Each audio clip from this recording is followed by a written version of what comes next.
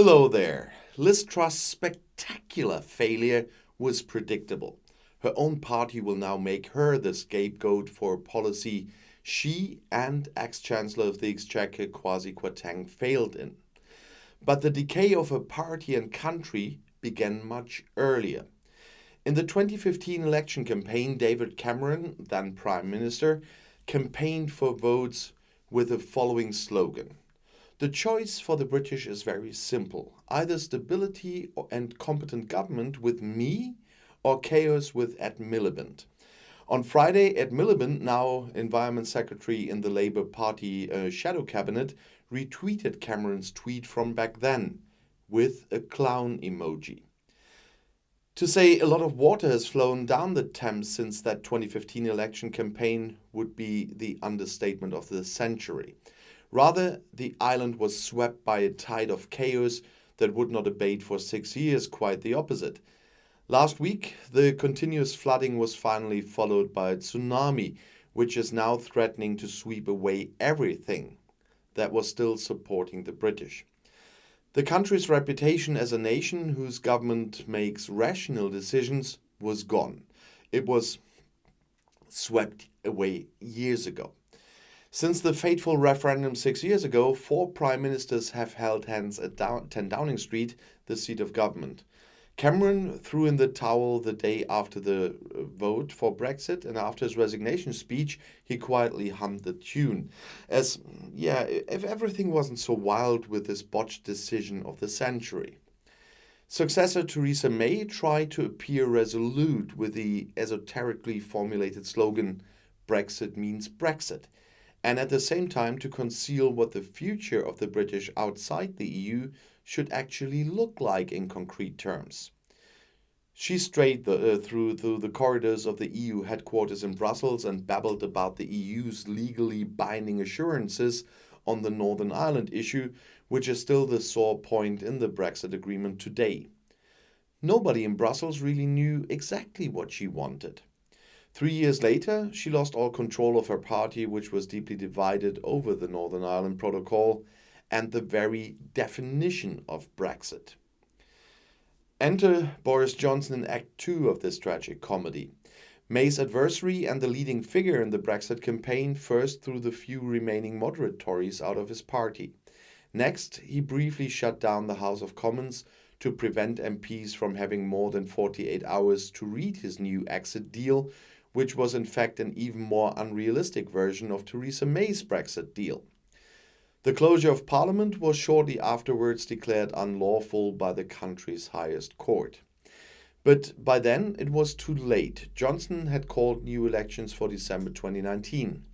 He showered the country with auspicious lies about sunny Brexit regions and the North that would flourish now that all the EU millions saved could be poured out with a cornucopia over those dark regions where even then every 4th child lived in poverty.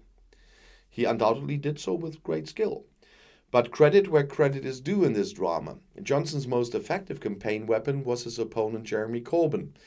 The Labour leader was such a deterrent to Brits that even long-time Labour voters in the North voted for the first time for the Tories and for Boris Johnson. The joy of Johnson's historic election victory and his exit agreement, which he theoretically signed on Christmas Eve 2019 and presented to the British as a Christmas present, did not last long though. On January 1st, 2020, a couple of hardcore Brexiteers celebrated their supposed new freedom in the drizzle of London. A few weeks later, the country went into its first COVID lockdown.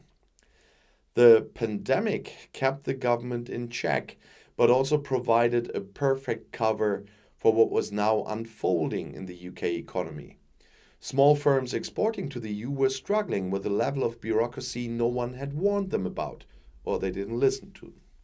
Some went bankrupt. Those who could move their company headquarters to Holland, they were lucky. In front of the Dover cargo ports, lines of trucks formed so long that they were visible from space. In autumn, there were empty supermarket shelves and queues of cars at the petrol stations where fuel was running out. There was a lack of truck drivers, geriatric nurses, and harvest workers. And the reason was obvious. It was Brexit. But the media, Tories and even Labour kept finding new excuses for the growing phenomenon because the word Brexit was now taboo. After all, Boris Johnson had fooled his voters into believing that he had done Brexit. Johnson would certainly be playing the game of Brexit success today if he hadn't been ousted from the post of Prime Minister this summer because of his blatant personal conduct. And here the third act begins. Enter Liz Truss. Truss emerged victorious in early September from a 6-week election campaign fought in front of 160,000 Conservative Party members, mostly retirees who don't like paying taxes. Truss promised them less taxes, and her opponent, ex-Chancellor of the Exchequer Rishi Sunak, uncomfortable decisions in a crisis-ridden reality. Nobody talked about Brexit. It was the elephant in the room. Many who had worked with Truss warned against her. Pensioners didn't listen and voted for tax cuts. And as we say in Germany, now they have the salad. And in Truss, a female prime minister who, with her financially unfunded tax cuts, briefly sank the British currency and put pension funds in jeopardy. British are learning a sobering but important lesson now, the end of the Brexit dream. They learn that even an ex-EU member remains dependent on its neighbours, on international financial markets, and on the trust and goodwill of other nations. That their freedom means precious little when the British pound plummets, and that beautiful promises from Boris Johnson were just one thing: lies. In Jeremy Hunt, the new Chancellor of the Exchequer, who was appointed on Friday, they now have a man who closes the circle. Hunt has been a member of David Cameron's government since 2012, which drove a brutal austerity program and is largely responsible for the current poverty in the country that led to Brexit in 2016. And he has just announced new savings. The hangover nation is now collectively holding its head after one too long night of drinking.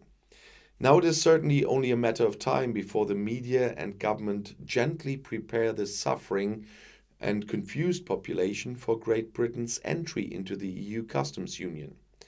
They will find a new name for it and nice words that sound like victory. After that, the shelves in the supermarkets will be full again, the economy will grow a little, and the British will breathe a sigh of relief. A small success? Maybe. Back to 2015 and that fateful crossroads when the British had a chance to choose a different, more realistic path.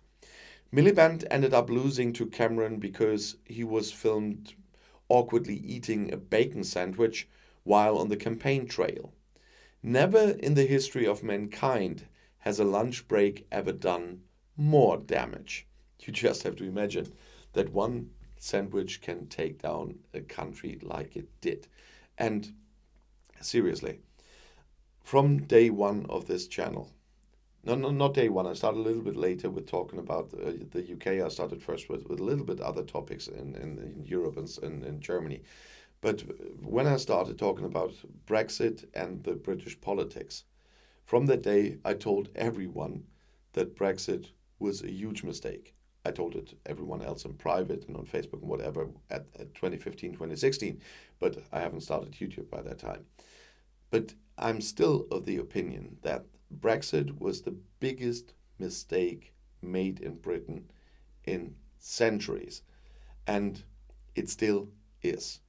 As I mentioned before in other videos, going alone in a globalized world is something many other countries don't want to do.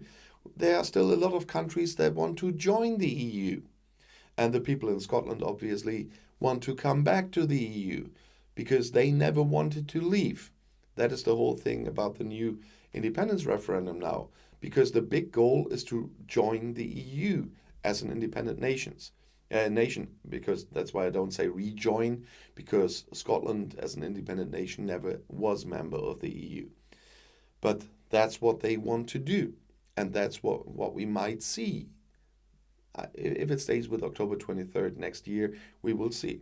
But I'm quite sure we will see that referendum, and if they succeed, which I hope for the Scottish people, they will quite quickly get into the EU, because it depends if the British government goes too very far away and they have to redo a lot of laws.